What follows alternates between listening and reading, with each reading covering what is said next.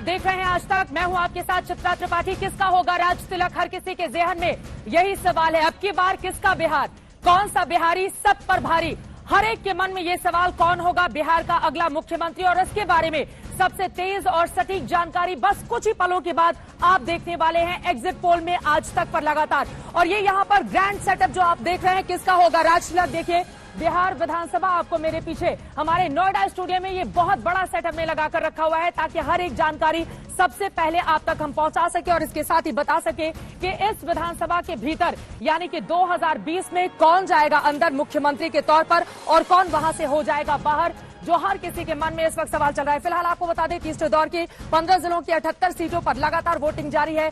Vote प्रतिशत हालांकि उतना उत्साहजनक नहीं है, लेकिन ये वोट प्रतिशत क्या बताता है, सरकार रहेगी नीतीश की या बदल जाएगी। 2020 फिर से नीतीश या अब की बार तेजस्वी सरकार, हर एक सवाल का जवाब बस कुछ ही पलों में आपको हम देने वाले हैं। बिहार विधानसभा के इस परिसर के भीतर से अब मैं आवाज देना चाहूंगी, मेरे दो सहयोगी हमारे साथ जुड़ चुके हैं, अंजना ओम कश्यप और रोहित सरदाना। स्वागत है आप दोनों का।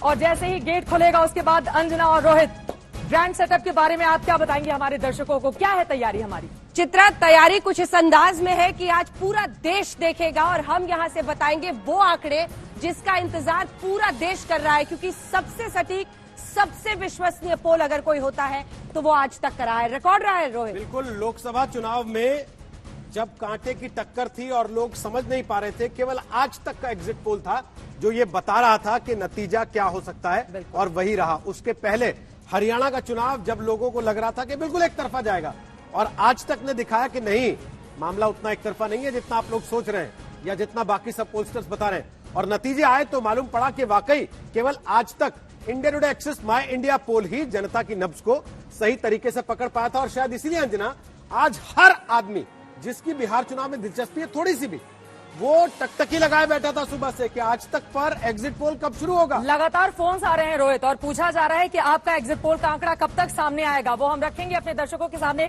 आप दोनों बैठिए। लेकिन उसके पहले जरा जल्दी से हम बता देते हैं कि क्या है हमारी तैयारी। देखिए, एक तरफ छठ है बिहार में जिसको धूमधाम से मनाया जाता है, वहां पर तैयारियां भी शुरू हो चुकी हैं। दूसरी तरफ दिवाली का भी पूरा का पूरा त्योहार कुछ ही देर में हमारे ये जो विधानसभा का परिसर है आज तक का, वो जगमग होने वाला है। और उस रोशनी में हम आपको दिखाने वाले हैं कि किसके लिए पटाखों की फुलझड़ियां छूटने वाली हैं और किसके लिए मुश्किलें बढ़ने वाली हैं। लेकिन उसके पहले जरा जल्दी से आपको हम लेकर चलते हैं ऊपर, यानी कि इस बिहार विधानसभा परिसर के ऊपर छत पर हम चलते हैं और वहां से आपको हम दिखाने वाले हैं 6 रीजन अलग अलग क्षेत्रों में बांटकर। एक तरफ मतदान सीमांचल के इलाके में, मिथिलांचल के इलाके में लगातार जारी है। सीमांचल में देखिए 24 सीटें, सबसे किनारे आप देखेंगे सीमांचल में कुल 24 सीटें हैं और वहां को लेकर हालांकि 78 सीटों पर मतदान इस वक्त चल रहा है, लेकिन सभी की नजरें इस सीमांचल पर, क्योंकि वहां पर मुस्लिम मतदाता बहुत बड़ी तादाद में है। किशनगंज एक ऐसी सीट जहां पर 60% से ज्यादा मुस्लिम वोटर हैं और इसी वजह से सभी की नजरें सीमांचल पर। सीमांचल का बॉर्डर बिल्कुल बांग्लादेश से सटा हुआ है, तो इसीलिए बार बार सवाल उठ रहा है कि सीमांचल की ये 24 सीटें किसको मिलेंगी। उसके ठीक बगल में पाटलिपुत्र आप देख रहे हैं, 61 सीटें हैं। लेकिन जैसे जैसे हमारा एग्जिट पोल का आंकड़ा सामने आएगा, ये जो 0-0 आप देख रहे हैं वो बदलता हुआ चला जाएगा। मिथिलांचल में 60 सीटें हैं, वहां पर एनडीए महागठबंधन को कितनी सीटें, मिथिलांचल ब्राह्मण वोटरों के लिहाज से काफी ज्यादा महत्वपूर्ण माना जाता है। कोसी की 31 सीटें, देखिए आज तेजस्वी यादव ने कोसी का जिक्र किया है और यहाँ पर कुल 31 सीटें, यहाँ पर एनडीए महागठबंधन एलजेपी का क्या हाल होगा। चंपारण की 18 सीटें, पूर्वी और पश्चिमी चंपारण की बात करें तो ऊपर की तरफ नेपाल की सीमा को ये पूरा का पूरा इलाका छूता है। और हमने देखा था आपकी मोतिहारी भी, जब महात्मा गांधी 1917 में गए थे तो वहां से किस तरह से तस्वीर बदल जाती है और सत्याग्रह की शुरुआत होती है।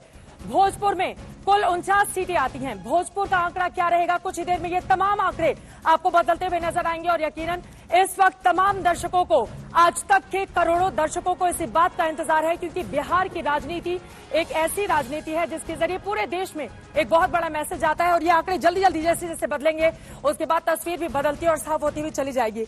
अब मैं सीधे अंजना आपका रुख करते हुए, चूंकि दिलचस्प है इस बार का चुनाव। देखिए 2015 में तो नीतीश बाबू साथ में थे लालू प्रसाद यादव के, इस बार वो आ गए हैं बीजेपी के साथ। लेकिन बीजेपी के साथ आने के बावजूद वो बिल्कुल आखिरी चरण के चुनाव के ठीक पहले कहते हैं कि मेरा तो ये अंतिम चुनाव है और अंत भला तो सब भला। इसके जरिए क्या संदेश गया?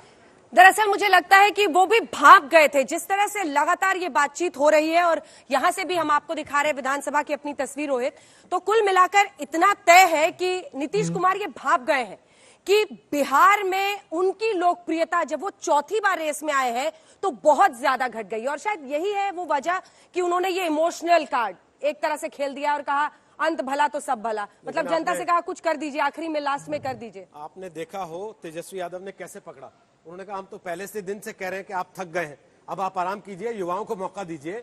और नीतीश बाबू ने इसको खुद ही स्वीकार कर लिया रैली में जाकर कि हाँ मैं थक गया हूं, ये मेरा आखिरी चुनाव है। उसके बाद इस चीज को लेकर चाहे पार्टी की तरफ से कुछ भी बयान दिया गया हो, लेकिन जो सोचकर नीतीश कुमार ने यह बयान दिया था कि जनता हमारे पक्ष में आ जाएगी, इमोशनल हो जाएगी, हमारे साथ हो जाएगी, क्या ऐसा हुआ? ये एग्जिट पोल के बिल्कुल। अनुमान और आज का जो तीसरे दौर का मतदान है रोहित, उसके पहले ये बयान क्यों जरूरी था? जहां दरअसल आज वोटिंग हो रही है, 4 ऐसे जिले हैं जो कि मुस्लिम बहुल इलाके हैं। ऐसे में महागठबंधन की तरफ सारे के सारे रुख ना कर ले, कुछ लोग तो हमारी तरफ आ जाएं, यही वो उम्मीद है शायद जो नीतीश कुमार पाले हुए। ये भी देखिए दिलचस्प क्यों हो गया इस बार, असदुद्दीन ओवैसी जो 24 मुस्लिम बहुल सीटें हैं उनमें से उन्होंने 2015 में 4 या 5 सीटों पर अपने उम्मीदवार उतारे थे, लेकिन इस बार 25 की 25 सीटों पर असदुद्दीन ओवैसी ने अपने उम्मीदवार उतार दिए हैं। तो शायद इस बार मुस्लिम मतदाता इस आखिरी फेज में बहुत इंपॉर्टेंट है और इसीलिए नीतीश ने यह दाव खेल दिया है। और महागठबंधन थोड़ा नाराज भी हुआ कि असदुद्दीन ओवैसी अगर मैदान में उतरेंगे तो भला किसको नुकसान करेंगे। उनका कहना था कि बीजेपी को तो नुकसान करेंगे नहीं, हम ही को नुकसान करेंगे, और जब वोटों का बंटवारा हो जाएगा तो उसका लाभ क्या बीजेपी एनडीए को, नीतीश कुमार को मिलेगा? 3 बार की सरकार, 15 साल की सत्ता के बाद नीतीश कुमार क्या चौथी बार कमाल कर पाएंगे? और देखिए दिलचस्प एक चीज और है, अभी सब कुछ खत्म नहीं हुआ है, अभी तो केवल आपने ये सब देखा है, विधानसभा देखी है, यहां अभी और बहुत कुछ आना बाकी है। बताइए। विधानसभा मेकिंग, जी हाँ, ये भी हम आपको दिखाएंगे, लेकिन उससे पहले अब वक्त है कि हम अपनी सहयोगी श्वेता को सीधे बुलाएं जो हमारे साथ इस वक्त पटना से जुड़ रही हैं और खास इंतजाम से वो हमारे यहाँ दिल्ली वाले मीडिया प्लेक्स में पहुंच रही है। श्वेता, आबो हवा आसमान की, क्योंकि आज नीतीश कुमार से लेकर तेजस्वी यादव सब टिके हुए हैं आज तक। श्वेता, आसमान से देखिए मैं थोड़ा ऊपर हूँ, श्वेता मुझे नजर आ रही हूँ और बिहार पटना से, राजधानी से वो सीधे नोएडा कैंपस में। श्वेता स्वागत है आपका। हॉट एयर बलून में दिखाई दे रही है। सिर्फ आज तक में हो सकता है ये सिर्फ आज तक में हो सकता है, और इसीलिए देखिए अलग अलग जगहों पर होते हुए भी हम सब एक साथ आकर देश का सबसे सटीक एग्जिट पोल सामने पेश कर रहे हैं। बहुत सारी चीजें हैं अंजना, चित्रा, रोहित, आप सब जिस बात का जिक्र कर रहे हैं, आप सब जिस बात को लेकर चर्चा कर रहे हैं कि क्या नीतीश कुमार का अपील का क्या होगा, यहां पर बहुत सारी चीजें तो ये भी है ना। देखिए इस बार तो जिस पार्टी का पोस्टर उस पे अकेला चेहरा, तेजस्वी यादव अकेला चेहरा, नरेंद्र मोदी बीजेपी के पोस्टर पर अकेला चेहरा, जेडीयू में कोई बीजेपी का जिक्र नहीं, सिर्फ नीतीश कुमार का चेहरा। ये सारे अकेले अकेले चेहरे मिलकर कैसे सरकार बनाएंगे, ये तो हवाओं का रुख भाप कर ही होगा।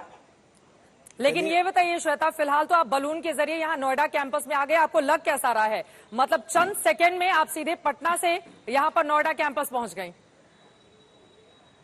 मुझे लगता है बहुत लोग टिकट कटाने यहाँ पर ना आ जाए, चुनावी टिकट वैसे ही खत्म है, हवाई जहाज के टिकट से समय लग जाता है, ये बलून वाला टिकट काफी काम आएगा। लेकिन गुब्बारा किसका किसका फूटेगा इन चुनावों में, इसी गुब्बारे से लैंडिंग के साथ ही पता चलेगा। चित्रा, इसी के साथ पता चलेगा कि किसने पता लग रही है कि नहीं ऊपर से, क्या क्या आकलन किया था। श्वेता जी, हवा पता लग रही है कि नहीं ऊपर से? ना कि अब तो देखिए मौसम वैज्ञानिक के हिसाब से तो नहीं, लेकिन हाँ हवाओं का रुझान जरूर पता चल रहा है, जो कि लगभग कुछ मिनटों बाद हमारे दर्शकों से भी हम साझा करना शुरू कर देंगे। लेकिन श्वेता, एक बात जो हम सब ने जमीन पर देखी वो ये थी कि कोई भी अगर आज ये कह रहा है कि वो पूरी तरह से गणित को समझ रहा है तो बहुत मुश्किल है। कांटे की टक्कर है, तेजस्वी यादव नेता बन गए हैं, इन चुनावों ने स्थापित किया है उन्हें। नीतीश कुमार के लिए ये चौथी बार रेस में आना एक बहुत बड़ा इम्तिहान है और उसका एहसास उन्होंने आखिरी प्रचार में कह दिया, जब कह दिया आखिरी चुनाव है, अंत भला तो सब भला। ये सबसे बड़े टेक अवे जरूर रखते हैं। हाँ, एग्जिट पोल और आंकड़े तो आज तक पर हम दिखाएंगे इस तरह। जी, ये वाकई ये सारी चीजें, बिहार का साइलेंट वोटर तो सबसे फेमस है। मुझे लगता है कि सारे जो पोलस्टर हैं, सारे जो राजनीतिक नब्ज को भापने का दावा करते हैं, वो सारे घबराते हैं बिहार के इस साइलेंट वोटर से कि जो आप कह रहे हैं वो आप मीन कर रहे हैं कि नहीं। अगर आप खामोश हैं और सिर्फ मुस्कुरा कर निकल गए, उसके मायने क्या है। जब अंजना, हमने पटना में जब विधानसभा के सामने से जब हमने ओपिनियन पोल किया था, उसमें भी वो साइलेंट वोटर्स थे और उनके आधार पर कुछ कह पाना मुश्किल हो रहा था कि जो सीटों का प्रोजेक्शन है, क्या चुनाव के अंत तक वो रहेगा या नहीं रहेगा। और आज मुझे तो बहुत ज्यादा उत्सुकता है ये जानने में कि क्या सचमुच में वो साइलेंट वोटर्स अब बोल पाए हैं, क्या उन्होंने बताया है कि अब हमने किसको वोट दिया है, किसे वोट करके हम आए हैं। पिछली बार तो लालू यादव ने एक स्टेटमेंट पर जो आरक्षण से निकलकर आया था उस पर चुनाव की दिशा मोड़ दी थी। इस बार वैसा कोई स्टेटमेंट कहीं से नहीं आया है। शुरुआत से जो विकास रोजगार की बात हो रही थी गाहे बगाहे निकलता रहा। इस बार लालू यादव थे नहीं, लेकिन तेजस्वी यादव ने जो रोजगार का पासा फेंका कि पहले साइन में 10 लाख नौकरी दे देंगे, आखिरी तक चर्चा में जरूर रहा। अब असर कितना दिखाता है एग्जिट पोल उसका अनुमान देगा। शुक्रिया श्वेता, वापस आप उड़ान भर सकती हैं, हम लौटेंगे आपके पास और अपने दर्शकों को भी एक चीज बता देते हैं। श्वेता तो वापस आएंगी, लेकिन सरप्राइजेज यही खत्म नहीं हो रहे हैं, अभी सरप्राइज और हैं। केवल श्वेता ही नहीं आएंगी, और भी ऐसे कमाल देखने को मिलेंगे। आज सबसे बड़ा कमाल आज सईद अंसारी करेंगे कुछ ही देर में हमारे साथ जब वो होंगे, और वो जिस अंदाज में यहां पर पधारेंगे उसको देखकर आप भी अचरज में पड़ जाएंगे। लेकिन हाँ, वो आंकड़े जो पधारेंगे आज उन्हीं पर दिल धड़केगी न जाने कितनों की। कयामत की रात किसके लिए और कौन बाजी मारेगा, इन सब पर हमारी नजर रहेगी।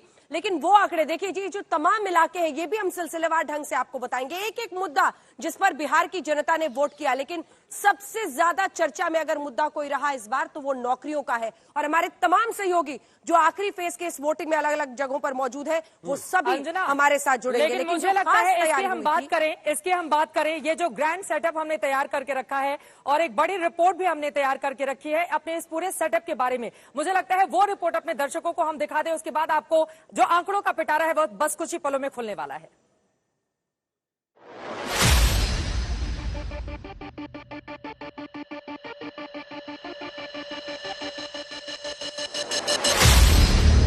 बिहार की चुनावी महाभारत पर आज तक की पैनी नजर है और चुनावी कवरेज में आज तक का कोई मुकाबला भी नहीं। अपने सेट और कवरेज को लेकर आज तक का नयापन दर्शकों का दिल जीत रहा है।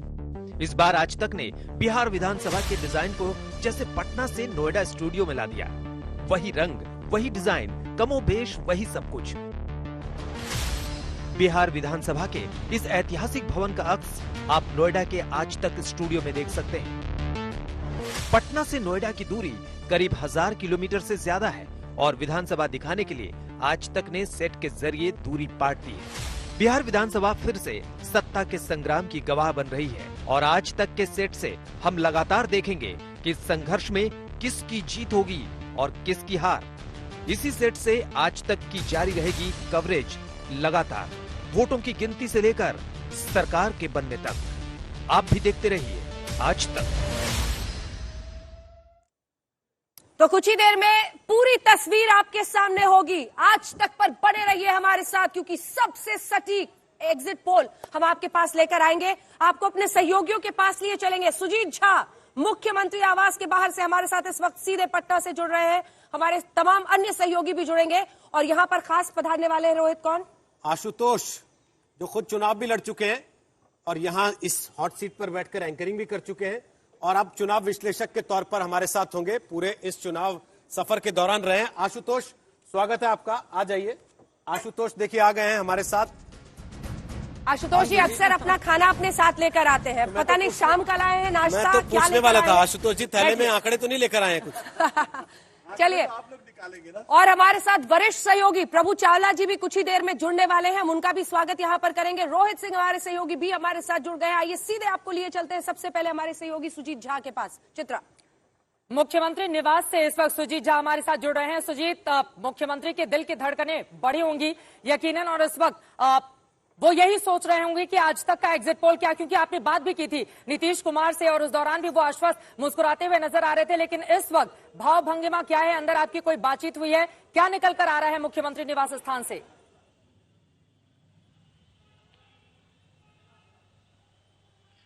देखिए, मुख्यमंत्री निवास से यही पता चल रहा है कि लगातार लोग संपर्क में हैं, पता कर रहे हैं, प्रोजेक्शन हो रहा है कि क्या कितनी सीटें आएंगी, खास तौर पर इस चरण में। तो एक तरह से जब हमारी बातचीत हुई थी तो काफ़ी आश्वस्त नज़र आ रहे थे, और क्योंकि दूसरे चरण के ठीक पहले हमारी मुलाकात हुई थी उनसे। तो कुल मिलाकर देखा जाए तो नीतीश कुमार जो आमतौर पर जो चुनाव के बाद जो कॉन्फिडेंट उनमें दिखता है जिस तरह से, क्योंकि आप देखिए कि 2005 से 2015 तक लगातार वो उनकी लोकप्रियता बढ़ती रही। आप एक तरह से देखें तो सीटों की संख्या भी काफ़ी बढ़ती रही। 2010 में तो 206 सीटें आ गई थी। 2015 में महागठबंधन के जाने के बावजूद इतनी अच्छी सीटें आई, पूर्ण 2/3 बहुमत आया। तो ये सब चीज़ें जो थी, लेकिन इस बार लगता है कि उस तरह के भाव नहीं दिख रहे हैं जिस तरह के होने चाहिए। हालांकि एनडीए की तरफ से ये कहा जा रहा है कि सरकार उन्हीं की बनेगी और जो भी कांटे की टक्कर है उसमें जो गुणा भाग और गणित लगाया जा रहा है उसमें कहा जा रहा है कि सीटें भले ही कम आए लेकिन सरकार एनडीए की बनेगी। एक बात और गौर करने वाली है कि आप देखिएगा कि नीतीश कुमार जब भी चुनाव खत्म होता था तो वो बाहर निकलते थे, डोसा खाने जाते थे, लेकिन इस बार वो गए नहीं। हालांकि वो चादर चढ़ाने मजार पर जरूर गए थे जिस दिन प्रचार समाप्त हुआ था, लेकिन डोसा खाने इस बार नहीं गए। ये थोड़ी कभी खली तो दूसरी तरफ तेजस्वी यादव की कोरोना काल है, मैंने देखा कि वो काफी उत्साहित नजर आते। अभी तो कहा जा सकता है ना कोरोना काल है इसलिए डोसा खाने नहीं जा रहे हैं, बात है। लेकिन वापस आते हैं आपके पास, डोसा खाते हैं तो दिखा नहीं, चुनाव में कुछ नहीं दिखा कोरोना का कुछ। ये बात सच है, चुनाव में कोरोना का असर नहीं दिखा और रैलियों में जिस तरीके की भीड़ थी उसके बाद तो कोरोना खुद सोच रहा होगा कि कहां फंस गए भाई, बिहार में तो यहाँ तो पूरा चुनाव का जोर है। वैसे एक बात मैं कह दूं रोहित, ऐसा नहीं है कि सिर्फ बिहार में, अगर आप दिल्ली के भी कोनों में आज चले जाएंगे तो लोग मास्क उतार रहे हैं। हालांकि हमने सोशल डिस्टेंसिंग यहाँ पे रखी हुई है, लेकिन मास्क उतारकर हर जगह हो रहा है। बिहार को बदनाम ना करें। बिहारी 7 बजे होता है मैडम अभी से लेकिन वो जज्बात तो 24 घंटे रहते हैं ना, 7 बजे का कैसे इंतजार कर सकते हैं। लेकिन एक और दिलचस्प बात जो सुजीत ने बताई है रोहित, वो ये कि देखिए वो डोसा खाने के लिए जाते थे, लिट्टी चोखा का जोर तो पूरे देश में बिहार का बोलता है, लेकिन नीतीश कुमार चुनाव खत्म होने के बाद डोसे के लिए निकलते थे खाने के लिए, लेकिन इस बार वो नहीं निकले हैं। तो ये भी क्या संकेत है, अपने आप में बड़ा सवाल है। हमारे साथ नए मेहमान, बल्कि आज तक के दर्शकों के लिए जो वर्षों से आज तक को देखते आए हैं उनके लिए तो पुराने मेहमान, लेकिन आज इस सफर में हमारे साथ प्रभु चावला आ रहे हैं। इंडिया टुडे के संपादक रह चुके हैं, देश के जाने माने पत्रकार हैं। स्वागत है प्रभु चावला जी आपका एक बार फिर से आज तक के इस पैनल पर, जिस पर बैठकर वर्षों तक आपने देश के बहुत सारे चुनाव का विश्लेषण किया है और आज एक बार फिर बिहार चुनाव के सबसे सटीक एग्जिट पोल के लिए प्रभु चावला हमारे साथ होंगे। तो फार लेफ्ट आशुतोष है और फार राइट प्रभु जी हैं। तो प्रभु जी, इतने वर्षों के बाद, गैप के बाद आशुतोष के साथ फिर से वापस इस स्टूडियो में, इस सेट पर कैसा लग रहा है आपको? बहुत अच्छा लग रहा है। जब अपने घर वापसी होती है, कभी कभी पुराना घर छोड़ के जाते हैं तो आते हैं तो अच्छा लगता है। कैसा है, बदल गया, बहुत सुंदर लग रहा है। घर वापसी के आजकल बहुत सारे मायने निकाले जाते हैं। चलिए घर वापसी के मायनों पर भी बात करेंगे। बात इन दोनों की टेक पर, बिहार के नतीजे क्या हो सकते हैं, एग्जिट पोल का इंतजार कीजिए। लेकिन उससे पहले आपको बता दें 5 बजे तक 50% के आसपास वोटिंग हुई है। जिस तरह से बिहार में कोरोना के इस वक्त पर भी शाम 5 बजे तक 49.87% वोट पड़े हैं, ये साफ संकेत है कि मतदाता निकल रहा है, वो वोट डालने के लिए पहुंच रहा है। और अभी तो 1 घंटे का और आंकड़ा आना बाकी है। पिछली बार का अगर आपको याद हो, लगभग शाम 5 बजे तक आंकड़ा काफी कम था, 50 से नीचे था, लेकिन उसके बाद लगभग 5 से 6% का अचानक इजाफा हुआ था। यानी वोटर आखिरी के घंटे में भी जबरदस्त तरीके से पहुंच रहा है वोट डालने के लिए। रोहित सिंह सहरसा में हमारे साथ खड़े इस समय। 5 बजे तक 50% वोटिंग है बिहार में। क्या हाल है सहरसा में आखिरी घंटे की वोटिंग का? रोहित सिंह बताइए। जी रोहित, देखिए आखिरी घंटे की वोटिंग जो है वो जारी है, क्योंकि 6 बजे तक जो है वो वोट का समय है और लगातार जो लोग हैं वो अभी भी आ रहे हैं। कुछ खासकर महिलाएं जो हैं वो पोलिंग बूथ पर पहुंच रही हैं और अपना मत जो है वो देने की कोशिश कर रही हैं। यहाँ देख सकते हैं कुछ महिलाएं जो कि शाम के वक्त हो गया है और लेट कमर हैं, लेकिन वक्त पे आ गई हैं वो अपना वोट देने के लिए। और बहुत ही महत्वपूर्ण जो है कि सभी लोग अपना मत का प्रयोग जरूर करें, खासकर कोरोना काल में। और जिस तरीके से आंकड़े आए हैं, टर्नआउट हुआ है तीनों चरण में, इससे तो कहीं नहीं लगता है कि बिहार में कोरोना था। कोरोना का डर भी लगता है बिल्कुल गायब हो गया लोगों के अंदर भीतर से। और पिछले 2015 में जो हम लोग ने देखा था तकरीबन 56% जो ओवरऑल टर्नआउट था, तो इस बार भी आसपास 55 या 56% जो है वो टर्नआउट जो है वो रजिस्टर किया जाएगा। इस बात की जो है संभावना जताई जा रही है। रोहित, तो आपने देखा किस तरह से जोश आई है और रात में भी लोग, शाम होने के बाद भी एक तरह से सांझ का ये बेला, वहां पर लोग अपनी अपनी तैयारी करते हैं, लेकिन वोट की कीमत समझ रहे हैं और इसीलिए इतने सारे लोग पहुंच रहे हैं। हम आपको आंकड़े भी दिखाएंगे और जिन महिलाओं का जिक्र खास तौर पर रोहित ने किया है, देखिए बिहार के चुनाव में महिला मतदाता किसकी तरफ जाती है? नीतीश कुमार के लिए जो उनकी कहा जाता है कि बड़े लोकप्रिय है महिलाओं में, उसके पीछे शराबबंदी से लेकर ग्राम पंचायत में जो उन्होंने 50% आरक्षण किया है, कई सारी बातें, इन सब का जिक्र करेंगे। आशुतोष जी, क्या लग रहा है आपको? नहीं, मुझे लगता है कि अगर इस चुनाव की अगर हम तुलना करें तो 4 चीजें महत्वपूर्ण है किसी के एनालिसिस करने। पहली बात नेता, दूसरा संगठन, तीसरा मुद्दे और चौथा कैंपेन। अगर आप नेता के स्तर पर देखें तो निश्चित तौर पर एनडीए को एज नहीं है, क्योंकि नीतीश कुमार की पॉपुलैरिटी कम दिखाई पड़ी और तेजस्वी अचानक एक बड़े नेता के तौर पर उभरे। जहां तक संगठन की बात है, अगर आप संगठन के स्तर पर देखें तो एनडीए में बिखराव दिखाई पड़ा और आश्चर्यजनक रूप से जो महागठबंधन था उसमें वो बिखराव बिल्कुल दिखाई नहीं पड़ा। तीसरी बात मुद्दे।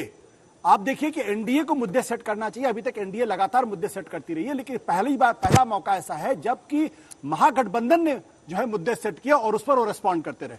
चौथी बात है कैंपेन। अगर आप कैंपेन भी देखेंगे, तेजस्वी के कैंपेन में जो ऊर्जा दिखाई पड़ी और जिस तरीके का एंथुजियाज्म दिखाई पड़ा और उनके वोटरों के बीच में, समर्थकों के बीच में जो एग्रेशन दिखाई पड़ा, वो इंपॉर्टेंट था। जबकि एनडीए में वो बात नहीं दिखाई पड़ी और एनडीए में जो जमीन पर था वो ऐसा लग रहा था जैसे क्रॉस पर्पजेस एक दूसरे के खिलाफ काम। मोदी की रैलियों में आपको उत्साह नहीं लगा या उनके भाषणों में? देखिए, बिहार के चुनाव में एक बात मैं बता दूं, मोदी जी देश के सबसे लोकप्रिय नेता है, बिहार में भी लोकप्रिय, इसमें कोई दो राय नहीं है। लेकिन मोदी जी का ट्रैक रिकॉर्ड राज्य के चुनाव में उतना अच्छा नहीं जितना कि वो पार्लियामेंट के चुनाव में उनका है। आप उठा के देख लीजिए, गुजरात के बाद ऐसा कोई भी स्टेट नहीं है जो सिर्फ मोदी ने अपने बल पे जीत के दिखाया। पहला चुनाव विदाउट लालू। लालू अगर होते तो हमारे ख्याल से वो एक तरीके से लायबिलिटी होते। अच्छा किया जो लालू को इस चुनाव में नहीं किया, उनका नाम पोस्टर से हटा दिया। आपको भी लगता है लायबिलिटी होते? कई लोग मिस भी करते हैं, जो उनका अंदाज था एक अलग ही चुनाव का, लेकिन जेल में है। चुनाव को एंटरटेनमेंट मानते हैं तो उनको लोग मिस कर रहे हैं, पर चुनाव काफी बिहार में सीरियस हो गया इस वजह से। आशुतोष बता रहे हैं कि मुद्दे का चुनाव हो गया। मेरे को लगता है कि इस बार चुनाव वहां पर है, युवा जो खून है और एक तरफ अनुभव है, उसके अंदर बीच में टक्कर हो गई है कि लोग, एनडीए के लोग कह रहे हैं कि हमारे पास अनुभव है, हमारे पास एक व्यक्ति है जो 15 साल तक मुख्यमंत्री रहा है, उसको आप सुशासन बाबा के नाम से पहचानते हैं, और दूसरा एक ऐसा लड़का है जो 31 साल का, जो आकर के नई चीजें बोल रहा है, हर कुछ की भाषा बदल गई है। वो चेहरा, जो चलन जो लालू जी का था, उनके पुत्र में वो दिखाई नहीं देता है। तो इस बार बिहार को चुनाव आपको दूसरे परिप्रेक्ष्य में देखना होगा कि एक तरफ 31 साल का लड़का है जो नई चीजें बता रहा है, दूसरी तरफ 15 साल से बने हुए चीफ मुख्यमंत्री हैं जो कई बार लगता है कभी टायर्ड लगते हैं, रिटायर्ड लगते हैं। उन्हें खुद कहा कि मेरा आखिरी चुनाव है। तो मेरे को लगता है बिहार के अंदर मुद्दे जो आगे आ गए हैं, जातिवाद खत्म हो गया है। तेजस्वी कई कहते हैं, तेजस्वी का नाम ही तेजस्वी है, इसलिए वो तेज चलता है, इसलिए ज्यादातर जातिवाद खत्म हुआ है आपको? तो पहली बार है कि एक ऐसा व्यक्ति जो अपनी, कह सकते हैं आप कि वो किसी नाम से, लालू के नाम से नहीं है, वो ऊपर अपने पिताजी के नाम से चुनाव नहीं लड़ रहे हैं, वो अपने ऊपर अपने इन्वोक नहीं करते कि मैं डायनेस्ट हूँ किसी की, मैं किसी का डायनेस्ट हूँ इसलिए मेरे को वोट दीजिए। ताकि अभी राहुल बाबा जो है हमारे, राहुल गांधी अच्छा भाषण कर रहे हैं, उनको भीड़ भी अच्छी मिल रही है, परंतु वो अपनी पेडिग्री को इन्वोक करने से घबराते नहीं है। दो बातें निकलकर सामने आए आपकी बातों से। एक तो युवा चेहरे के तौर पर अकेले होर्डिंग में नाम रखना तेजस्वी यादव को क्या फायदा कर गया, और दूसरा 10 लाख जो सरकारी नौकरी देने की बात उनकी ओर से कही गई है, क्या आपको लग रहा है कि फायदेमंद तेजस्वी यादव के लिए हो सकता है? प्रभु जी। हाँ बिल्कुल, तो नई चेहरा जब भी आता है, कई बार आप देखते हैं कि जब 26 साल की उम्र के अंदर वो उस प्रदेश के अंदर सबसे बड़ा प्रदेश है यूपी के बाद, उसके उप मुख्यमंत्री बने थे, तो वो अपने पिताजी के नाम से बने थे, उन्होंने उनको बनवाया था। अब 31 साल की उम्र के अंदर तेजस्वी यादव अपने दम पर मुख्यमंत्री बनने की बात कर रहे हैं। जब उन्होंने कहा था कि मैं 10 लाख नौकरियां दूंगा, तो उनके विरोधियों ने उनका मजाक उड़ाया था कि उन्होंने उसके बाद कहा 19 लाख हम देंगे। तो कंपटीशन हो गया कि नौकरी में तो नौकरी जैसे सेल ही सेल वाला मामला हो गया, तेरी 10 तो मैं 19 दूंगा, मैं उसमें कहानी चल गई। लेकिन जातिवाद कैसे जा सकता है बिहार के चुनाव से? वो जो आपकी सोच का एक हिस्सा रहा है बिहार का, ये वास्तविकता है, इसको स्वीकारने में मुझे नहीं लगता किसी को भी दिक्कत। देखिए, जातिवादी राजनीति तो इस देश की पहचान है। आप तमिलनाडु चले जाइए, आप तिरुचिरापल्ली चले जाइए, सब जगह जाति है। जाति को आप इनकार मत करिए। नहीं, तेजस्वी ने जाति कार्ड खेला, तेजस्वी ने खुलकर कहा कि अक्सर सिर झुकाकर रहते। उसी को मैं एक्सप्लेन करना चाहता हूं। 2014 में अगर आप देखें नरेंद्र मोदी क्यों जीते, नरेंद्र मोदी के हिंदुत्व पे, संघ की विचारधारा पे कभी किसी को कोई शक नहीं था, वो उसके आइकॉन थे, लेकिन उन्होंने हिंदुत्व प्लस किया। इस चुनाव में अगर आप देखें तो तेजस्वी ने बैकवर्ड पॉलिटिक्स प्लस किया। जो लालू यादव के साथ था MY, वो तो इंटैक्ट है, वो कहीं नहीं हिलने वाला है, लेकिन उस पे उन्होंने जो कहा कि मैं नौकरी दूंगा, तो एक तरीके से कहा कि हम बैकवर्ड पॉलिटिक्स में जो कुछ भी हुआ, जो जंगल राज हुआ, वो अलग मसला है, वो उनका वोटर नहीं खिसका। लेकिन जो एक्स्ट्रा वोटर था जो अपनी तरफ लाने की बात थी, वो उन्होंने नौकरी की बात करके, बेरोजगार की बात करके और बीजेपी के मुद्दे पे ना आके जो उन्होंने काम किया, तो बैकवर्ड प्लस पॉलिटिक्स जो तेजस्वी ने की, वो बहुत फायदे की बात हुई इनके लिए।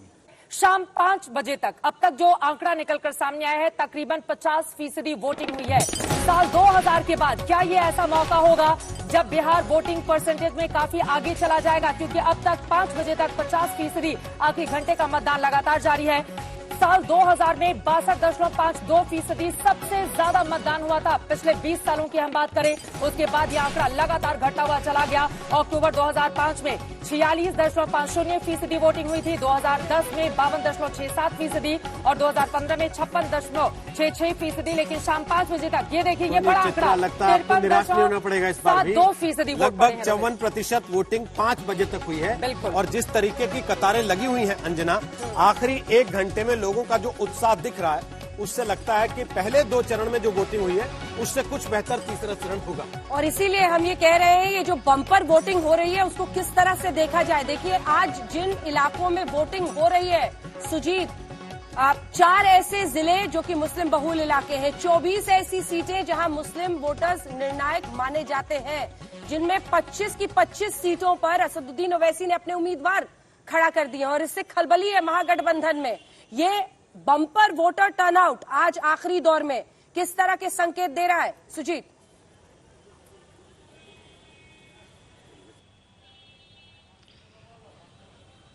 देखिए अंजना, जो वोटिंग हो रही है आज के दिन, पिछले 2 चरणों का जो मतदान हुआ था उसमें करीब हम कह सकते हैं कि 56% के करीब मतदान हुआ था। 55.69 पहले दौर में और 55.70 दूसरे दौर के मतदान में हुआ था। इस बार ये मत प्रतिशत बढ़ने की संभावना है, क्योंकि इलाका ऐसा है, केवल आप सीमांचल की बात नहीं कर रहे हैं बल्कि कोसी के क्षेत्र में भी काफी जमकर वोटिंग हो रही है, क्योंकि ये इलाका खास तौर पर बिहार में पिछड़ा इलाका माना जाता है और जो विकास की या सुविधाओं की जो कमी है, जो तमाम लोगों की मांग रहती है, उसको लेकर एक जबरदस्त लोगों में उत्साह है कि इस बार वोट डालें। सीमांचल का जहां तक सवाल है, जो 24 सीटें हैं उसमें ओवैसी की पार्टी भी खड़ी है। पिछले 2015 में वो 6 सीटों पर खड़ी थी, हालांकि उसमें कोई सफलता नहीं मिली। उपचुनाव में जरूर किशनगंज से उनकी पार्टी जीतने में कामयाब जरूर रही, लेकिन ओवैसी का जिस तरह का प्रभाव माना जा रहा था कि जितना प्रभाव पड़ना चाहिए वो इस बार पड़ता हुआ नहीं दिखाई दे रहा है, क्योंकि लड़ाई सीधे तौर पर एनडीए और महागठबंधन के बीच है। ओवैसी एक वोटकटवा के रूप में देखे जा रहे हैं। हालांकि 1-2 जगहों पर उनकी जो उम्मीदवार हैं उनकी रिपोर्ट अच्छी आ रही है, लेकिन वो नतीजा क्या आता है उसको देखना महत्वपूर्ण होगा। एक तो जो एक सीट है जिसमें 2 भाई आमने सामने हैं, दोनों एक आरजेडी से हैं, दूसरे ओवैसी की पार्टी से, तो ये इस तरह की बातें हैं।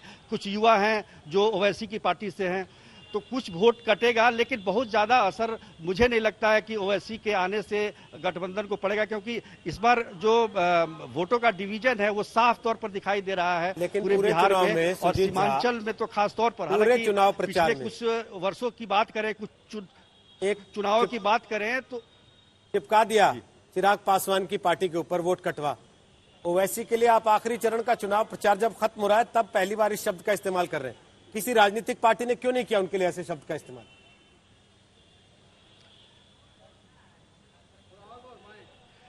देखिए, ऐसा माना जा रहा है और आरजेडी की तरफ से भी, ये कांग्रेस की तरफ से भी ये लगातार कहा जा रहा था वोट कटवा पार्टी हैं, उनको बीजेपी की तरफ से प्रोजेक्ट किया जा रहा है। ये तमाम बातें यहाँ पर होती रही है ग्राउंड पर। ऐसी बात नहीं है कि पहली बार कोई वोट कटवा की बात हो रही है। इसी तरह से चिराग पासवान के बारे में भी ये बातें लगातार होती रही है कि वो वोट कटवा पार्टी हैं, और उसको भी ये कहा जा रहा है, उनके बारे में भी कहा जा रहा है उनकी पार्टी को बीजेपी का बैकअप मिला हुआ ताकि जेडीयू कमजोर हो। तो ये तमाम तरह की राजनीति धरातल पर यहाँ पर बिहार पर इस चुनाव में देखने को मिल रही है, क्योंकि आप ये कह सकते हैं कि लड़ाई जरूर महागठबंधन और एनडीए के बीच में है, लेकिन सबकी नजरें जो है वो नीतीश कुमार पर हैं। नीतीश कुमार के बारे में जो ये मिथ है कि वो जिधर रहते हैं सरकार उधर बनती है, उस मिथ को तोड़ने की कोशिश हर दल की तरफ से की जा रही है।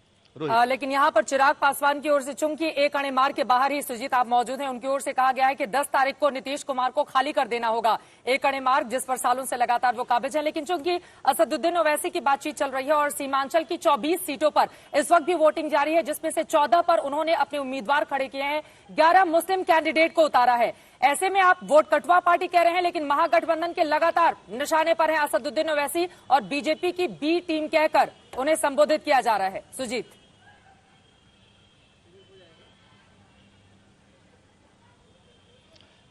बिल्कुल, मेरे कहने का मतलब ये वोट कटवा पार्टी महागठबंधन की तरफ से ही कहा जा रहा है, क्योंकि महागठबंधन ही लगातार इस बात का आरोप लगाती रही है कि वो बी टीम है बीजेपी की, और उन्हें जो सीमांचल का क्षेत्र है जहां पर उन्हें खड़ा किया गया है, उनका उम्मीदवार जो खड़े हैं सीमांचल में, वो महागठबंधन को कमजोर करने के लिए, क्योंकि उनका जो वोट बैंक है और महागठबंधन का जो वोट बैंक है बिल्कुल एक जैसा है, और इसी भय से लगातार इस तरह का प्रचारित किया गया महागठबंधन की तरफ से कि ओवैसी को बीजेपी ने प्रोजेक्ट किया है। हालांकि ओवैसी इसका लगातार इनकार करते रहे हैं। उन्होंने कांग्रेस पर भी आरोप लगाया कि कांग्रेस ने क्या किया, महाराष्ट्र में वो शिवसेना के साथ कैसे चले गए। तो ये तमाम तरह के आरोप प्रत्यारोप का दौर चल रहा है, और जो इलाका है वाकई निर्णायक इलाका, जिस इलाके में आज चुनाव हो रहे हैं, आप देखिए कि जो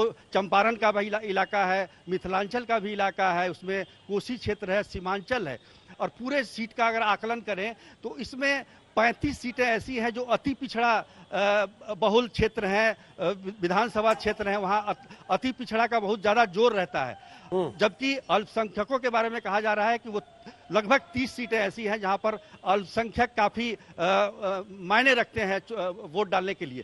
तो ये आप अल्पसंख्यक के साथ साथ अति पिछड़ा को भी नहीं छोड़ सकते हैं। अति पिछड़ा एक बहुत बड़ा वोट बैंक खास तौर पर ये माना जाता है कि नीतीश कुमार के लिए है, और नीतीश कुमार इस चुनाव में भी अति पिछड़ा का वोट बैंक उनके साथ रहा है। अब तक की रिपोर्ट, जो ग्राउंड रिपोर्ट हमें मिल रही है, तो ये कहना कि एकदम से नीतीश कुमार कमजोर हो गए, हाँ, चिराग पासवान ने उनकी पार्टी को नुकसान जरूर पहुंचाया है कि जहां जहां जेडीयू खड़ी थी वहां से चिराग पासवान ने अपने उम्मीदवार, आप इतना देर नीतीश कुमार के साथ बैठ के बात करते रहे थे, उनको सुजीत जी उसकी कमजोर लगे थे कि नहीं आपको पहले से?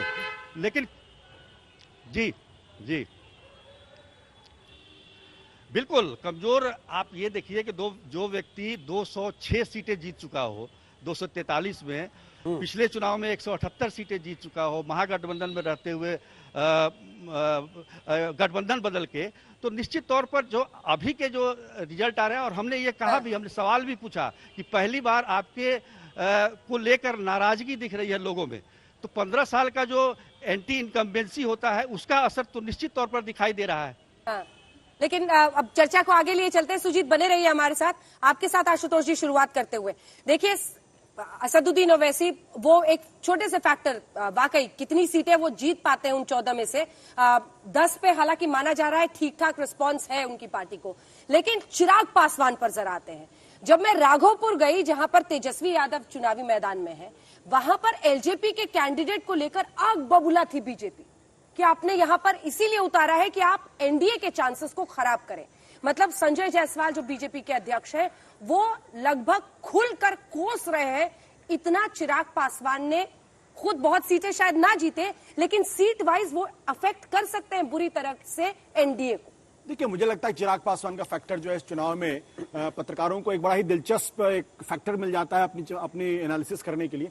मुझे लगता है कि ओवररेटेड है और इनका बहुत ज्यादा असर इस चुनाव में नहीं पड़ने वाला है, क्योंकि जिस तरीके की रिपोर्ट फिलहाल दिखाई पड़ रही है उसमें जब बहुत क्लोज कंटेस्ट होता है तब जाके ये जो छोटे छोटे प्लेयर्स होते हैं इंपॉर्टेंट हो जाते हैं। लेकिन क्लोज कंटेस्ट नहीं है, और मुझे लग रहा है कि ये चुनाव है, ये क्लोज कंटेस्ट नहीं होगा, तो उसमें इन लोगों का बहुत ज्यादा फर्क नहीं पड़ने वाला है। जहां तक असदुद्दीन ओवैसी का है, मुझे नहीं लगता है कोई बहुत ज्यादा वोट काटने वाले हैं, क्योंकि जिस तबके को रिप्रेजेंट करते हैं, जिसकी पॉलिटिक्स करने की बात करते हैं, उनके लिए सबसे महत्वपूर्ण बात यह कि आज की तारीख में बिहार में कौन बीजेपी को या एनडीए गठबंधन को हरा रहा है। अगर उस क्षेत्र में, उस विधानसभा क्षेत्र में अगर एआईएम का कैंडिडेट अगर जीतता हुआ दिखाई पड़ेगा तो सारा वोट उधर चला जाएगा मुस्लिम तबके का। अगर वो नहीं जीतते हुए दिखाई पड़ेंगे तो उनके पास 1000-2000 वोट में मिल जाए तो बहुत बड़ी बात होगी। प्रभु जी, कुछ लोगों का कहना है कि असल में बिहार का चुनाव बीजेपी या तेजस्वी के परफॉर्मेंस पे तय नहीं होगा, ये तय होगा कि कांग्रेस कैसा परफॉर्म कर रही है और जेडीयू खुद कैसा परफॉर्म कर रही है। आपको लगता है नहीं, बस गठबंधन में पिछली बार जैसे 178 सीटों की बात कर रहे हैं, तब उस बार जेडीयू और आरजेडी इकट्ठे थे, तब 178 सीटें आई थी, क्योंकि कास्ट कॉम्बिनेशन जो बात कर रहे थे। मेरे को जब लगता है कि बिहार में पहली बार दिखाई देता है, मैं 1978 से जा रहा हूँ वहां पर, पहली बार लगता है कि वहां बंधुआ वोट नहीं है कोई, देयर नो बॉन्डेड वोटर, कि आप इस कास्ट से जुड़े हुए, इस नेता से जुड़े हुए हैं। वहां अक्रॉस, जैसे मोदी जी ने 2014 के अंदर एक वोट बैंक की राजनीति थी, उसको तोड़ करके ऊपर से उठ गए उसके ऊपर। तो मेरे को लगता है कि अब बिहार के अंदर वो समय आ गया कि 15 साल के अंदर लोगों ने देखा है कि एक राजनीति के नाम, जाति के नाम पर राजनीति चलती रही है, और लालू जी का वहां पर ना होना एक फायदा हुआ है कि लालू जी हमेशा अपनी जाति को इन्वोक कर देते थे। तो जो आप कह रहे हैं कि मेरे को ये लगता है कि इस बार जो चुनाव होने जा रहा है उसके अंदर वोट कटवा पार्टी जो है, कुछ भी कह लीजिए, ये क्लियर कट मैंडेट होने वाला अगेंस्ट या फॉर।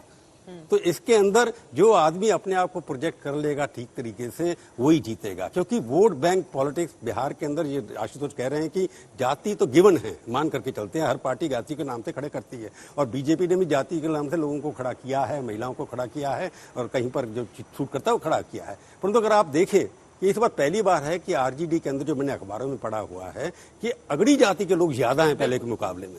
तो इसका मतलब उन्होंने भी एक नया सोशल इंजीनियरिंग खड़े करने की कोशिश की है और इकोनॉमिक्स को एजेंडा बना करके आगे। अलीनगर से अब्दुल बारी सिद्दीकी 2015 में जो वित्त मंत्री भी थे नीतीश सरकार में, उनका टिकट काट के उनको भेज दिया गया है दूसरी जगह, और वहां से एक सवर्ण को टिकट दिया गया है, जिसको लेकर आंसू भी बहाते हुए दिखाई दिए थे अब्दुल बारी सिद्दीकी। लेकिन मैं दूसरे सवाल पर, आशुतोष ने जिसका जिक्र किया प्रभु जी, वोट कटवा पार्टी के तौर पर बार बार कहा जा रहा है चिराग पासवान को, लेकिन चिराग पासवान ये कह रहे हैं कि देखिए 2005 में मेरे पिता अकेले गए थे और 29 सीटें जीत कर आए थे जो फरवरी 2005 में चुनाव हुए थे। तो वो तो अपने आप को भले ही 143 सीटों पर अकेले उन्होंने खुद के उम्मीदवार उतारे हों, लेकिन वो इसी तरीके से आगे बढ़ रहे हैं और कह रहे हैं कि नीतीश कुमार का तो हम उनको हटा देंगे एक अणे मार से और बीजेपी के साथ मिलकर हम सरकार बनाएंगे। देखो, आइडेंटिटी पॉलिटिक्स है वहां पर। अब एक पिताजी उनके चले गए चुनाव से थोड़े दिन पहले, उनको एक फिल्म एक्टर रहे, वहां सक्सेसफुल नहीं हुए, और जिस तरह का वीडियो उनका प्रचार में आया था, लगता कि वो नॉन सीरियस पॉलिटिशियन है। क्योंकि अगर एक किसी व्यक्ति की बिहार के अंदर ये इमेज बन जाए कि वो नॉन सीरियस पॉलिटिशियंस हैं, तो उसको लोग सीरियस लेते नहीं, चाहे वो पिताजी की जो उनके रूप में उनको मिला है, पासवान जी की जो भी हेरिटेज उनको मिली है, उसका पॉलिटिकल डिविडेंड कितना मिलता है ये देखने की बात है। पर इस वक्त बिहार का चुनाव जो मैं दूर से उठ करके देखता हूँ, मैं गया नहीं हूँ वहां पर, मैं सब लोगों को जानता हूँ, काफी लोगों से बात करता हूँ। बिहार में पहली बार इलेक्शन में कांग्रेस जैसे नाम लिया किसी ने कि आपने उन्हें जीते इतनी सीटें। कांग्रेस भी पार्टी पिछली बार कितनी 40 सीटें लड़ी थी, उसमें 27 जीत गई थी, इस बार 70 लड़ रही है, उसमें कितनी जीतेंगे डिपेंड करता है उसके ऊपर। पर उनको जिताता वही है जो पहले वाला लीडर होता है। उसमें नीतीश कुमार एक लीडर था, उसकी वजह से लालू यादव कहते हैं कि मेरी सीटें ज्यादा मिली, उनको जेडीयू से सीटें ज्यादा मिली थी, परंतु इसलिए मिली थी कि नीतीश कुमार और लालू जी का एक कॉम्बिनेशन था, दोनों अच्छे नेता थे, परंतु लालू जी की वजह से वोट नहीं मिले थे। मेरा मानना यह है कि नीतीश की इमेज की वजह से वोट मिले थे उस वक्त। इस वक्त क्या कि नीतीश जी की बीटिंग खा गई है और बीजेपी के पास कोई नेता नहीं है। बीजेपी के पास जो है नीतीश जी की बारात में जाने के लिए काफी लोग हैं। अपने सुशील कुमार जी सारे बराती रहे, कभी वो दूल्हा बनने की सोचे ही नहीं। जब उनके पास दूल्हा ही नहीं है तो कहां से जीतेंगे? 2015 में आरजेडी जो बिगेस्ट पार्टी बनी 80 सीटों के साथ और 69 सीटें थी जेडीयू की, इसकी क्या वजह थी? अगर नीतीश की इमेज पर वोट मिले तो इमेज थी, एक संगठन था, क्योंकि आरएसएस का संगठन था, बीजेपी का संगठन था, वहां पर उन्होंने स्ट्राइक रेट ज्यादा किया, उन्होंने ऐसी जगह कैंडिडेट खड़े किए जहां पर उनका संगठन, क्योंकि अगर आप पीछे जाकर के जब बिहार डिवाइडेड नहीं था तब भी आप वहां पर ट्राइबल एरिया होते तो आरएसएस का काम बहुत ज्यादा रहा है। तो उन्होंने इस तरह के कैंडिडेट खड़े किए, एक नए चेहरे थे उसमें। अगर आप देखें फिगर, फर्स्ट टाइमर बीजेपी के उसके अंदर ज्यादा थे और उनका संगठनात्मक चुनाव इतना अच्छा रहा, जबकि हालांकि नीतीश और लालू का कॉम्बिनेशन काफी हैवी रहा, परंतु उसके बाद क्या बीजेपी क्या 58 या 59 सीटों पर निपट गई जाकर के, उसके बाद 53 सीटों पर। और दो तो मेरे को लगता है कि जब ये जो अभी ध्रुवीकरण घट करके एक इकोनॉमिक एजेंडे पर आ गया है, मैंने शुरू में कहा कि ये चुनाव निश्चित है। अभी कभी आपने देखा कि 31 साल के युवा के साथ सारा का सारा एक वर्सेज हो गया हो, तेजस्वी वर्सेज द रेस्ट। टक्कर तो उन्होंने बहुत बड़ी एक टक्कर मेरा एक सवाल है तेजस्वी वर्सेज नीतीश नहीं है, तेजस्वी versus the rest. Modi ji भी गए, सब लोग गए वहां पर। अभी अनुमान आने बाकी हैं, थोड़ी देर में आने शुरू होंगे रुझान धड़ाधड़। जो एग्जिट पोल है उसके वो एक अनुमान है, नतीजे 10 तारीख को आएंगे। लेकिन क्या आपको लगता नहीं कि तेजस्वी के अलावा था ही कौन? उसके अलावा कोई था भी तो नहीं। आरजेडी जिस तरीके की पार्टी है और लालू यादव का जेल में होना और तेजस्वी यादव का पिछले चुनाव से फोर फ्रंट पर आ जाना, उसके बाद तो कोई था ही नहीं। कांग्रेस वहां पर है नहीं, इसके अलावा बीजेपी और जेडीयू दो पार्टियां बचती हैं जिनका आपस में गठबंधन था। तो तेजस्वी के अलावा होता भी कौन? नहीं, बट रोहित तक हम थोड़ी सी इसमें गलती कर रहे हैं, क्योंकि एक महीने पहले तक किसी ने तेजस्वी को माना ही नहीं था कि he is a player also. Parliament चुनाव के बाद लोग ये कहते थे दिल्ली में आके बैठ गया है, पता नहीं क्या कर रहा है, बाप का नाम डुबो देगा, बीजेपी से कुछ गठबंधन की कोशिश कर रहा है, पिताजी को जेल से निकालने की कोशिश कर रहा है। इनफैक्ट एक महीने पहले तक अचानक जब उनकी रैलियों में भीड़ इकट्ठा होने लगी, जब रोजगार की बात की, तब लोगों को लगा ये कौन आदमी अचानक आ गया। और उसके बाद मुझे लगता है उसके बाद क्या हुआ कि जो एनडीए की जो रणनीति थी उनको समझ में नहीं आया काउंटर कैसे करें। दो सवाल है आपकी इस बात पर। आप कह रहे हैं कि रैलियों में भीड़ आने लगी, लोकसभा में भी उनकी रैलियों में बहुत भीड़ आ रही थी और हम सब इस पर चर्चा कर रहे थे कि तेजस्वी एक नेता के रूप में उभरते दिख रहे हैं, लेकिन सीट सबने देख लिया जो हाल हुआ 40 में से। अब सवाल मेरा आपसे यह है कि तेजस्वी एक स्ट्रैटेजिस्ट के तौर पर भी इस बार उभरे हैं।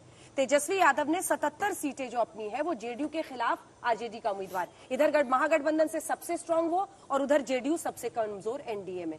तो एक स्ट्रैटेजिस्ट के तौर पर भी शायद इस बार वो बेहतर कर पाए, क्योंकि भीड़ अगर पैमाना होता तब तो लोकसभा में भी बहुत भीड़ आई। देखिए एक चीज मैं बताऊं, अभी तो रिजल्ट आना बाकी है, तो अभी हम कुछ भी कह सकते हैं, मतलब स्ट्रेटजीज भी कह सकते हैं, लेकिन हकीकत में कि मुझे नहीं लगता कोई बहुत बड़ी स्ट्रेटजी उनकी वहां पर कोई काम आई है। कभी कभी जो चीज जो बहुत महत्वपूर्ण इस चुनाव में उभर के आई है, जो आश्चर्यजनक है, वो ये है कि जिस नीतीश कुमार की अप्रूवल रेटिंग सीएसडीएस के हिसाब से 2015 में 80% थी, वो 2020 के चुनाव में आके 40% या 45% के आके गिर जाती। तो नीतीश कुमार का गिरना इस चुनाव की सबसे बड़ी खबर, चौथी बार आ रहे हैं, मतलब और 15 साल की देखिए एंटी इनकम्बेंसी, हाँ, बहुत मामूली नहीं, बहुत बड़ा आंकड़ा माना और जाए। आप देखिए कि वो वही नीतीश कुमार 2010 में 77% की अप्रूवल रेटिंग है, 2015 में 10 साल के बाद 80% की अप्रूवल रेटिंग है, 2020 में आकर सडनली डाउनफॉल जो उनका शुरू होता है, तो जाहिर सी बात है उस शून्य को कोई ना कोई तो भरेगा। एक छोटी सी बात मैं कहना चाहूंगा। देखिए जो बात अभी प्रभु जी कह रहे थे उसमें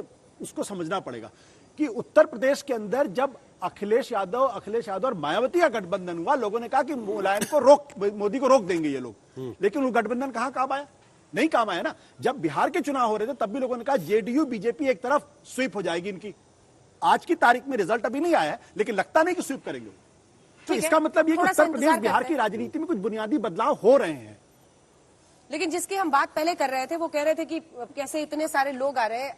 नीतीश का अगर फेयरली, क्योंकि उनका भी एक बहुत लंबा सफर रहा है पूरा, अगर आप जेपी मूवमेंट से लेकर अभी तक उनके पूरे राजनीतिक सफर को आके, तो ये भी देना पड़ेगा कि शायद कोविड में और लॉकडाउन का जो सारा गुस्सा था प्लस 15 साल का एंटी इनकम्बेंसी, वो सब उनका सामना करना पड़ रहा है। ये पहला चुनाव है लॉकडाउन के बाद, और जो प्रवासी मजदूरों की दिक्कत थी वो सब देखना समझना पड़ेगा। नौकरियों का जो हाल है, इकोनॉमी में जो जबरदस्त गिरावट है, उन सब का गुस्सा उन्हें 15 साल के मुख्यमंत्री के तौर पर एंटी इनकम्बेंसी के साथ झेलना पड़ रहा है। प्रभु जी थोड़ा समय देना इसको, क्योंकि जैसे इकोनॉमिक का पॉइंट मैं पहले उठाऊंगा, आपको ये जानकर अच्छे पता लगेगा कि बिहार का इकोनॉमिक ग्रोथ रेट 2018-19 के अंदर देश के इकोनॉमिक ग्रोथ से डबल था। 12% जीडीपी ग्रोथ बिहार के अंदर हुई, जबकि राष्ट्र की जीडीपी ग्रोथ 7% थी। तो इसलिए आप इकोनॉमिक ग्रोथ की बात करें तो उसमें बिहार ने तो हिंदुस्तान को भी बीट कर दिया है। तो सवाल ये उठता है कि 15 साल की बार बार एंटी इनकम्बेंसी की बात आ रही है। मैं उस बात से सहमत नहीं हूं कि यहाँ नवीन पटनायक है जो घर से बाहर नहीं निकलते, 15 साल के बाद तीसरी बार फिर जीत गए। उससे पहले वेस्ट बंगाल के अंदर लोग 5 बार जीतते रहे। ये डिपेंड करता है कनेक्टिविटी आपकी लोगों के साथ कितनी है, कार्यकर्ताओं के साथ कितनी है। एनडीए सरकार है यहाँ पर, आप उनका समर्थन करते हैं, बीजेपी का डिप्टी चीफ मिनिस्टर वहां पर है, परंतु यहाँ पर आपके मिनिस्टर नहीं है। क्यों नहीं है?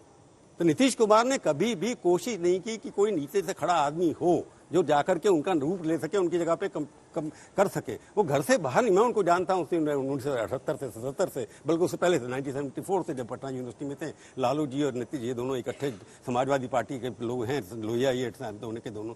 परंतु उसमें यह है कि नीतीश कुमार पहली बार उनकी छवि ईमानदारी की है, काम करते हैं, कोई आज तक उनका व्यक्तिगत करप्शन का चुराव नहीं लगा, परंतु उन्होंने राजनीति में जाति को लेकर के आगे बढ़ाया। अगर आप विकास की बात करते हैं, एग्रीकल्चर ग्रोथ के अंदर बिहार नंबर 1 अभी भी है, परंतु क्या हुआ कि वहां पर 61% जीडीपी सर्विसेज से आती है जो बंद हो गई है। अब होटल हैं, एयरपोर्ट्स हैं, ये सब जितनी है वहां पर 61% वहां पर। तो मेरे को लगता है ये है कि ये कहना कि उनकी एंटी इनकम्बेंसी हो और कोविड हुआ, कुछ कोविड सब जगह हुआ है, सवाल ये है। और आप बार बार जो बात कह रही है, बाद ये पहला चुनाव हो रहा है ना, मैं लोकसभा की बात करती हूँ। लोकसभा का चुनाव मोदी के खिलाफ कोई कैंडिडेट ही नहीं है। आप बिहार का मोदी का चुनाव 2019 का लोकसभा चुनाव की बात करेंगे, नीतीश को भी लगा था कि मेरे को मोदी के नाम पर कुछ सीटें मिल जाएंगी, उससे पहले नहीं मिली थी उनको 2014 के अंदर। तो इसलिए उनको लगा कि मेरे को अपना वर्चस्व अगर बनाए रखना है सेंटर के अंदर, तो मेरे भी कुछ एमपी होने चाहिए हाउस के अंदर।